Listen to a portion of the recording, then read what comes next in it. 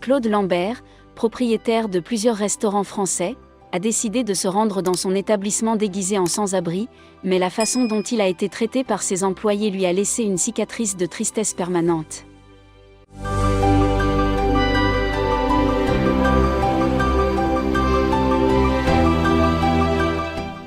Claude Lambert possédait plusieurs restaurants luxueux dans la capitale française et les villes environnantes. Il ressentait depuis longtemps une forte douleur au foie, mais repoussait sans cesse l'idée de consulter un médecin parce qu'il était un homme d'affaires très occupé et qu'il ne voulait pas céder à la douleur qu'il ressentait.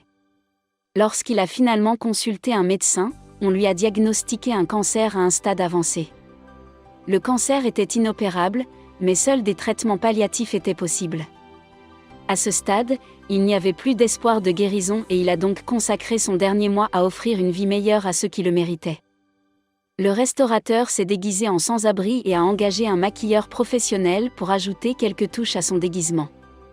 Il voulait visiter ces restaurants pour voir comment ses employés réagiraient à la présence d'un mendiant. Mais il ne s'attendait pas à ce que la façon dont les employés le traitaient le fasse pleurer.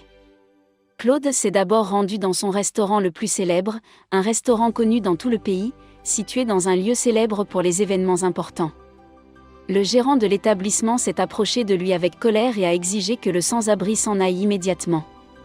Claude Lambert a dit qu'il voulait manger dans ce restaurant parce qu'il avait faim et qu'il n'avait nulle part où aller. Le gérant lui a conseillé de prendre une douche et d'enlever les haillons qui lui servaient de vêtements. Ce n'est qu'ensuite qu'il serait autorisé à rester dans le restaurant et à regarder les clients manger. « Allez, mon vieux, dit le gérant avec impolitesse. Quelqu'un comme vous ne pourrait jamais manger ici. Cet endroit est destiné aux personnes qui peuvent se le permettre. Pas pour des clochards comme vous. » Il s'empresse d'appeler les agents de sécurité pour qu'ils expulsent le visiteur indésirable du restaurant. Claude était choqué par le traitement qu'il avait reçu tout au long de sa vie. Il n'avait jamais pensé que son manager depuis tant d'années pouvait traiter d'autres êtres humains de cette manière. Le vieil homme s'était efforcé pendant de nombreuses années de rendre ses restaurants accessibles à toutes les classes sociales. Il était donc déçu de constater qu'il n'avait pas réussi à inculquer à ses employés un plus grand sens du respect envers les clients, quel que soit leur statut social.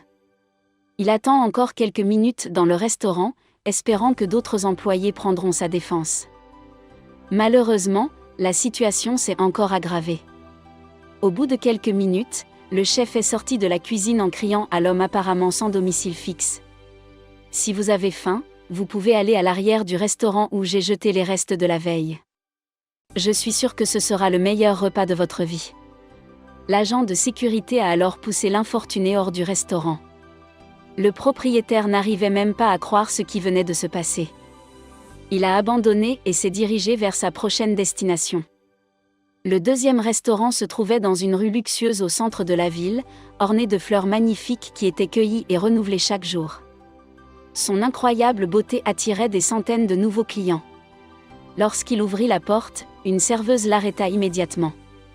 Elle a crié à son gérant qu'un clochard essayait d'entrer dans son établissement d'élite.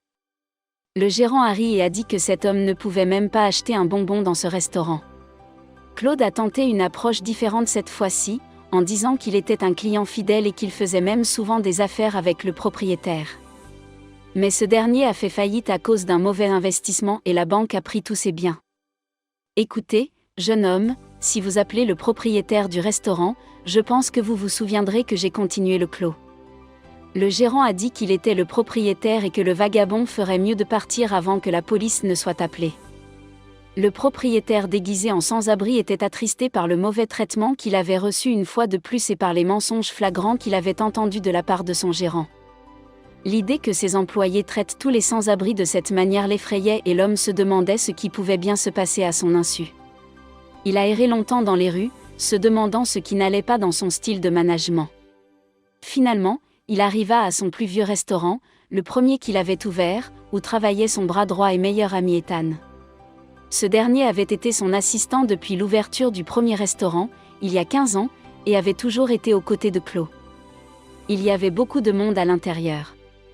Mais Claude a demandé à parler au gérant Ethan, il a demandé, « S'il vous plaît, pouvez-vous me donner de la nourriture, je n'ai pas mangé depuis 2 jours. » Ethan l'a regardé de très près, Clark pensait qu'il allait les reconnaître. Mais ce n'est pas le cas. Monsieur. Avec tout le respect que je vous dois. Ce n'est pas une soupe populaire où vous pouvez prendre de la nourriture et partir. Retirez-vous immédiatement ou je serai obligé d'appeler la sécurité. Le gérant a répondu sans ménagement. S'il vous plaît, jeune homme, je voudrais juste une tranche de pain, rien de plus. Tout le monde me jette dehors comme si j'étais un bâtard. Claude argumente en espérant que son fidèle assistant accepte sa demande. Eh bien, c'est justement à cela que vous ressemblez, un bâtard qui tourne autour des tables de restaurant en espérant que quelque chose va tomber. Claude insiste et dit qu'il a été un riche homme d'affaires mais qu'il a tout perdu à cause d'un accident. Il a dit à Ethan qu'il savait qu'au fond de lui, il était un homme bon qui voulait aider ceux qui étaient dans le besoin. Ethan s'est approché de Claude et lui a dit doucement à l'oreille, « J'ai mis beaucoup d'énergie à développer cette chaîne de restaurants. Sans moi, le propriétaire obsédé par l'aide aux plus démunis aurait fait faillite depuis longtemps. Mais bientôt, il mourra d'un cancer et tout sera à moi. Alors, sortez immédiatement de mon établissement. » Claude est tellement choqué qu'il quitte le restaurant les yeux remplis de larmes. Easton était un homme en qui il avait eu une confiance aveugle et après avoir entendu tout cela, il était difficile de se taire et de garder son caractère. Le dernier établissement qu'il visiterait se trouverait plus loin de la ville. Sur la magnifique côte atlantique qui entoure le pays, de jour comme de nuit, l'établissement offre une vue magnifique à ses clients. Pour cette raison, c'était un lieu de prédilection pour les demandes en mariage dans les célébrations les plus chères. Le restaurant affichait complet tous les jours, il n'était possible de prendre un repas que sur réservation, Claude était sûr que l'histoire serait la même qu'ailleurs, voire pire. L'homme du restaurant avait déjà perdu tout espoir et s'y rendait juste pour se donner bonne conscience. Comme d'habitude, un agent de sécurité l'accueille à la porte et lui demande où va le sans-abri. Lorsque Claude s'est plaint de la faim et a demandé une tranche de pain, le gardien a appelé le directeur. Mais à sa grande surprise, il a entendu le gérant lui dire poliment « Comment puis-je vous aider ?» Le supposé sans-abri a raconté la même histoire, à savoir qu'il était malade, qu'il avait faim et qu'il avait été expulsé de tous les autres restaurants comme un galeux. Le gérant lui a demandé d'attendre dehors et de voir ce qu'il pouvait faire. Claude a attendu dehors pendant près d'une heure et demie. Lorsqu'il a finalement décidé qu'il avait été poliment rejeté et qu'il s'apprêtait à partir, le gérant l'a rattrapé et l'a invité à entrer parce que sa table était prête. Lorsqu'il est arrivé au centre du restaurant, il y avait une table pleine de nourriture.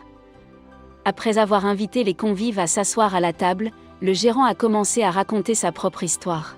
« Je m'appelle Louis et je travaille ici depuis 1 an seulement. J'ai eu une entreprise prospère pendant plusieurs années. Mais un jour, j'ai eu un accident de voiture avec ma famille et j'ai tout perdu. J'ai vendu tous mes biens pour payer le traitement de ma femme. Mais les médecins n'ont pas pu la sauver. C'est alors que j'ai commencé à boire et j'ai rapidement dépensé tout ce qui me restait dans l'alcool. Mais un jour, je suis venu ici et j'ai demandé à manger. Le propriétaire de l'endroit m'a non seulement nourri, mais il m'a aussi embauché et m'a rendu ma dignité, que je pensais avoir déjà perdue. Il m'a rappelé que j'avais des enfants à élever et que je devais leur montrer l'exemple. J'ai donc été au fond du puits, mais grâce à une aide, j'ai pu en sortir. Et aujourd'hui, je suis de nouveau en bonne santé. Qui sait, je peux peut-être faire la même chose pour vous. » C'est à ce moment-là que Claude commence à se souvenir de cet homme. Claude commence à se souvenir de cet homme dans toute son histoire. Il est alors déjà ému. Il entendit quelque chose d'encore plus captivant. « Eh bien, je veux vous aider. Alors je veux que tu reviennes demain pour commencer à travailler. Ne vous inquiétez pas pour votre rapprochement ici. Nous y remédierons à votre arrivée. Je dois maintenant partir. Mais profitez de votre repas et réfléchissez à ma proposition, » dit le gérant qui quitta la table et rentra chez lui après une longue journée. Le lendemain, avant l'ouverture du restaurant, Claude Lambert réunit tous les employés de la chaîne dans son beau restaurant au bord de la mer. Il n'a pas dit pourquoi. Il a simplement dit qu'il fallait que tout le monde soit là. Lorsqu'il est entré dans le restaurant habillé en sans-abri, tout le monde s'est mis à chuchoter. Il a été escorté dans la cuisine par des agents de sécurité.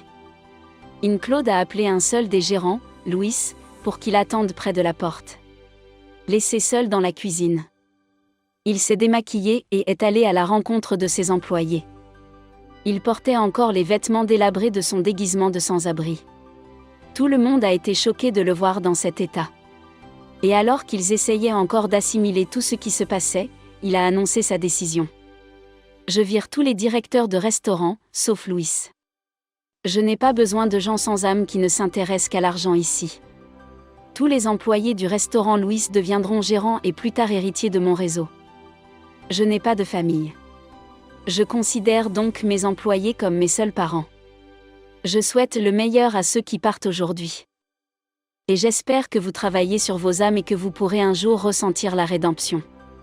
Claude a décidé de passer ces derniers jours avec les employés qu'il avait traités avec gentillesse. Louis et lui sont devenus de grands amis pendant le temps qu'il lui restait. Après avoir repris l'entreprise, Louis a demandé que des photos de son ami et de son histoire en tant que fondateur soient accrochées dans tous les restaurants de l'entreprise.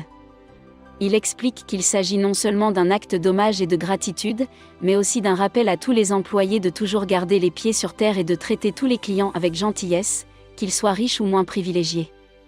Si vous avez aimé cette histoire, n'hésitez pas à laisser un like et cette autre vidéo qui apparaît à l'écran en ce moment vous touchera probablement aussi. Bonne journée et rendez-vous dans la prochaine vidéo.